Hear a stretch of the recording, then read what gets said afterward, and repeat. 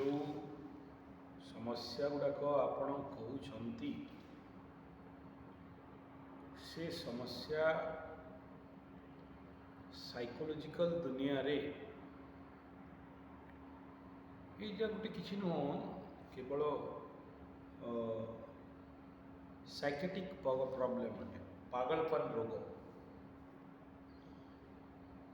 आजिकल आम मैंने जदि कहवा जे जाओ साइकेट्रिक डॉक्टर को देखाओ कहले मत पागल कहूँ ठीक अच्छे तेणु एम बुझेवा सुधारिबा पॉसिबल नुह स्पेशली तो भारत और ओडिशा रे तो आहरी प्रॉब्लम जदि गोटे रोगटे होती कह साइकेट्रिक देखई दे मत पागल हो गला पागल हो गोटे प्रॉब्लम मुझे अनेक गुड़े केसेस देखी आज 5-7 वर्ष पूर्व कन्या राशि केतु युक्त कन्या राशि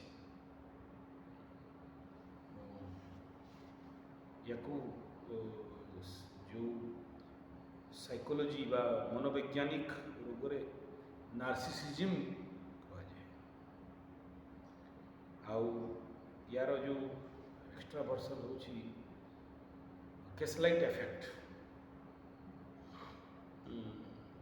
आपण जो ये भाया स्त्री हो पुरुष हो समस्त को हुए आपण स्त्री कथा कहते तो आईटा एमती भी नुह जे खाली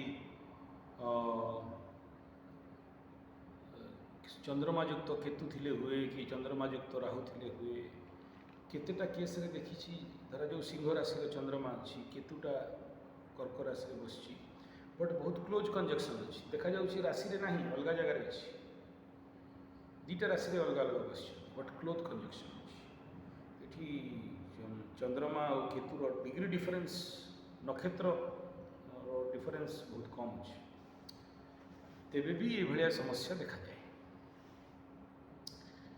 नार्सिसिज्म माने हला जे it is not self confidence but इटा को एमती बुझंतु जे आत्म प्रेम बा याकू आत्ममुग्धता कह I myself happy in my inner level ये बड़ बड़ फिलोसोफर बाबा माबा माने भी या विषय बहुत भल कहते किंतु जानवे जो मैंने ये मु मत भल पाए आउ क्या भल पाएनि बा तू तोर भल पा मु मत भल पाऊँ ये आध्यात्मिक जगत रे उन्नति बोली कहते किंतु साइकेट्रिक लेवल रे एटा को रोग बोली कह जाए आ ये रोगटा धीरे धीरे संक्रमण करे बहुत गुड़े जो अभिशप्त बाबा माने अच्छा आश्रम भाषण इत्यादि देखिए यहीटा को बड़ जोर प्रवचन करते ये रोग इट इज जदि आप फिलोसफी एंड साइकोलॉजी पढ़ी ताहले जानीपारे जे यहाँ गोटे साइकाटिक रोग अटे एनपीडी कहुए नार्सिसिज्म डिसऑर्डर या कहुए पढ़े या बही साइकेट्रिक बही यार विषय भल मिले आउ गैसलाइट मीन्स इमानंकर काम है बहुत दोष देव यदि गोटे छोटिया मिस्टेकटे करदे से ही कथा को 100 थर बार बार कहीकि आपण को मोरालिटी को एति डैमेज आउ एति डाउन करदे जे आपन को बहुत बड़ दोषी लगे निजक दोष दे चलिए आंगुली देखी चलिए आत्ममुग्धता मीन्स मु गुड मु बेस्ट मु ज्ञानी आउ तमे मूर्ख तो तुमको धोखा मिलला तुम अज्ञानता कि छोटिया बेटर को लेकिन एते गाड़ी बटर देकी एते बुझेबे एमती लगे जे पृथ्वी रे बोधे मुही दोषी आउ एटा गोटे दूध का धुला जिनिस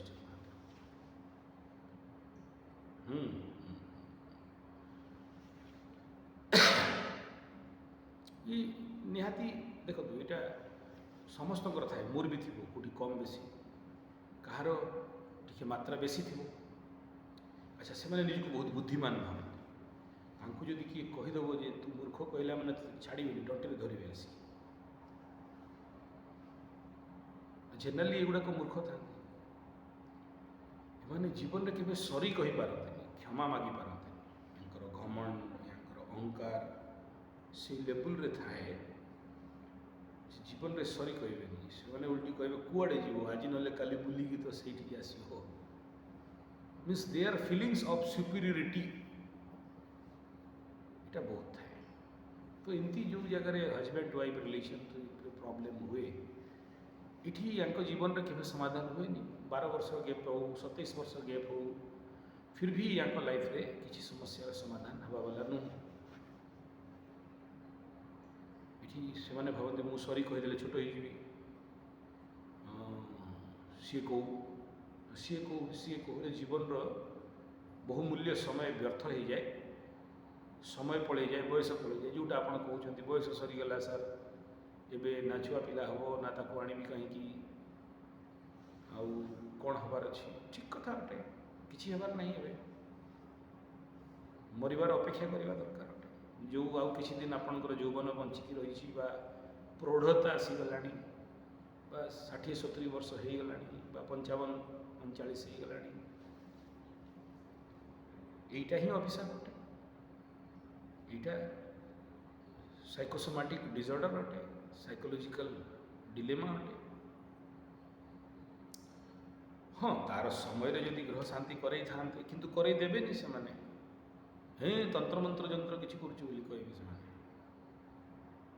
ଆଉ ତାଙ୍କର ବାପା ମା ମାନେ ବି ସେଇଭଳିଆ, ଆହୁରି ଜ୍ଞାନୀ, କହିବେ 21 ଶତାବ୍ଦୀ ଆଧୁନିକ ଦୁନିଆରେ ଏସବୁ କ'ଣ ଗ୍ରହ ନକ୍ଷତ୍ର ବାର କଥା କହୁଛୁ, ଏଗୁଡ଼ାକ କିଛି କାମର ନୁହେଁ।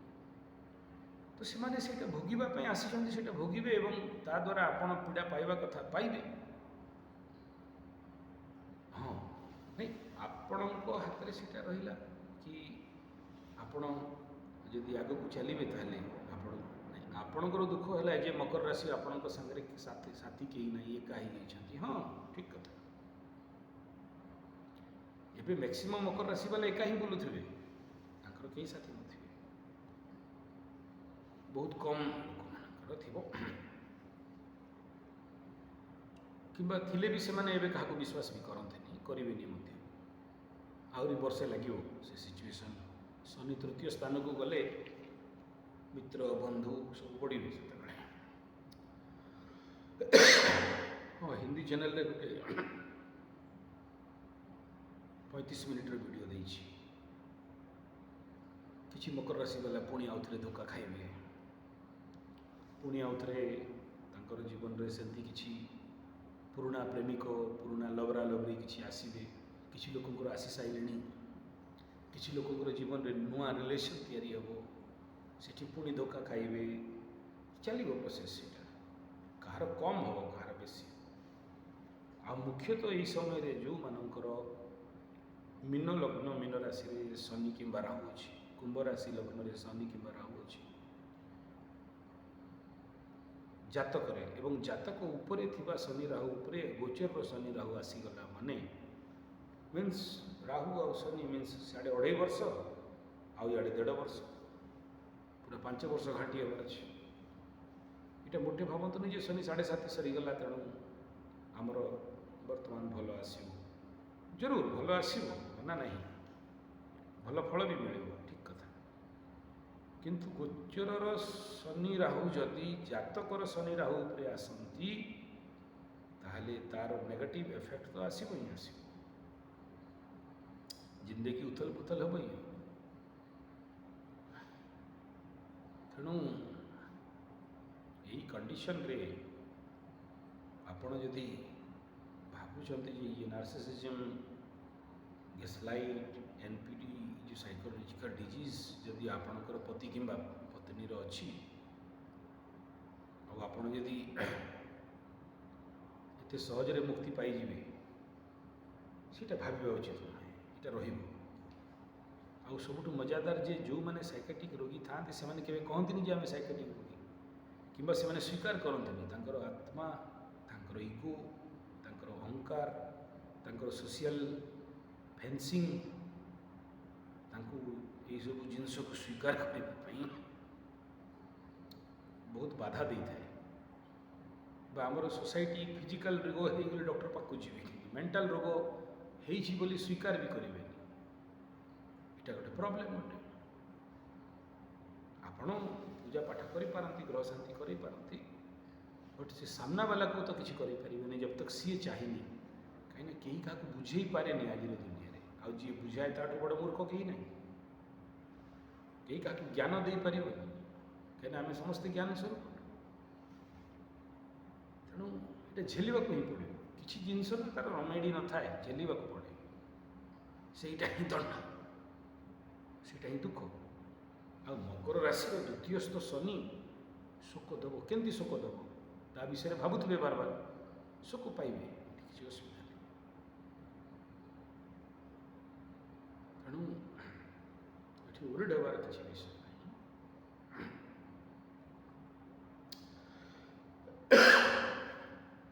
ଆଗାମୀ ସମୟରେ ପ୍ରାୟ 80-90 ଦିନ, 180 ଦିନ ମକର ରାଶି ପାଇଁ ଚ୍ୟାଲେଞ୍ଜର ପିରିୟଡ଼ ତ ଅଟେ।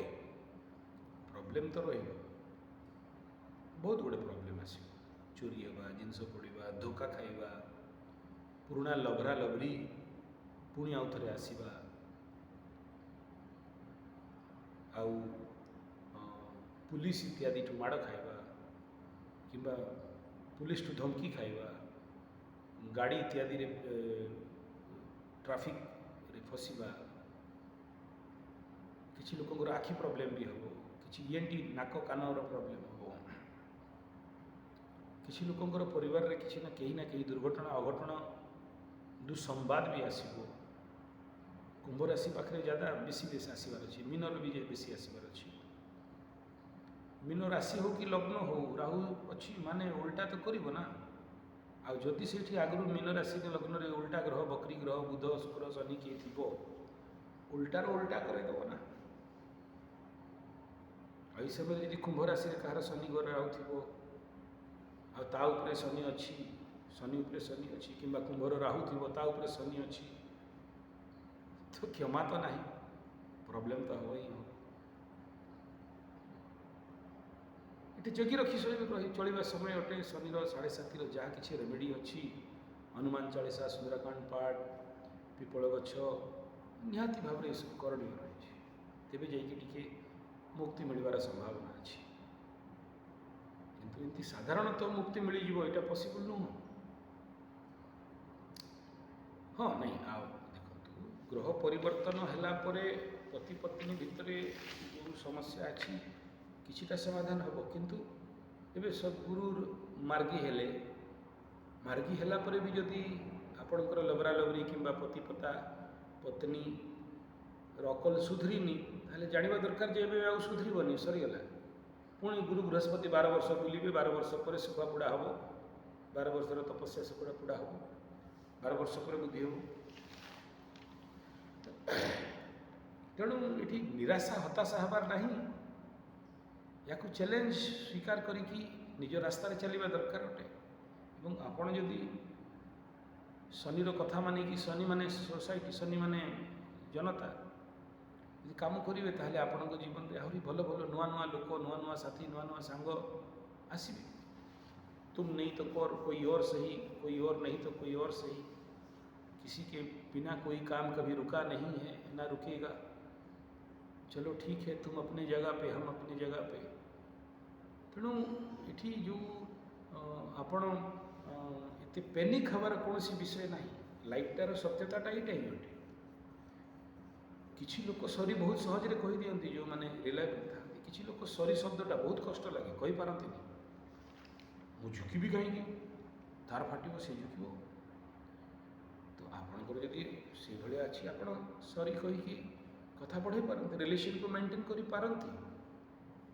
किंतु सुधारिबार जो प्रयासटा होची सबुठ बड़ पाप, ज्ञान देवार जो प्रयासटा होची सबुठ बड़ पाप। किसी लोक ज्ञान स्वीकार करेंगे, पृथ्वी प्रत्येक पत्नी पतिटा मूर्ख, खाली मूर्ख नहीं, महामूर्ख, गजमूर्ख। से भाव या सुधारी, मुझे चाहूँगी मो हिसाब से ढाली, मो हिसाब से बनईबी। एटा जो जगार हुए से जगार आपण पति कि पत्नीर स्वाधीनता को आँच आणती, हनन कर दिखती।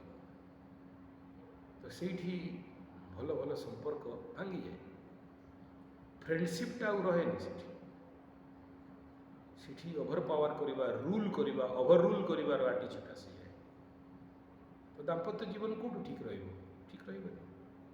ଆପଣଙ୍କର ଫ୍ରେଣ୍ଡସିପ୍ ନାହିଁ, ଆପଣଙ୍କର ସେ ରିଲାଏବିଲିଟି ନାହିଁ, ମେଲିବିଲିଟି ନାହିଁ, ପୋଲାଇଟନେସ୍ ନାହିଁ। ଆପଣ କହିବେ ମୁଁ ଷେଣ୍ଢ, ତମେ ମାନେ ସବୁ ଢଣ୍ଡ। ଢଣ୍ଡ ସାପ ତ ଜାଣିଛନ୍ତି ସର୍ର କି ଦୌଡ଼ିବ, ସିଏ ଆଗ ପଛ କିଛି ଦେଖିବନି। ତ ଜୀବନଟା ଏଇଭଳିଆ ପରିସ୍ଥିତିରେ ଚାଲେ, ଏଠି ଓରିଡ୍ ହେବାର କିଛି ବିଷୟ। Okay, next question.